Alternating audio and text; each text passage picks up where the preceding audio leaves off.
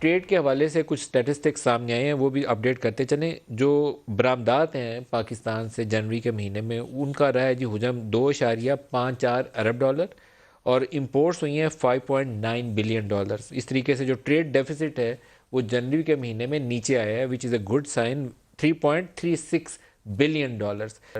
इसके साथ जो इंपोर्ट्स के नीचे आने के साथ जो 22% कमी आई है ओवर दिसंबर के मुकाबले में जनवरी में 22% इंपोर्ट्स कम हो गई हैं। लेकिन इसके साथ जो वरिंग नंबर है वो एक्सपोर्ट्स का नंबर है, जो 8% नीचे आ गया दिसंबर के मुकाबले में। पिछले साल जनवरी से तो बढ़ी हैं 19%, लेकिन दिसंबर के मुकाबले में 8% नीचे है। एलएसएम को अगर खोल के देखें तो एलएसएम में भी इजाफे का रुझान, जो लार्ज स्केल मैन्युफैक्चरिंग है पाकिस्तान में, वो भी नीचे चला गया है। तो ये दोनों नंबर्स को हुकूमत को फोकस रखना चाहिए। एक्सपोर्ट हमारी सर्वाइवल है।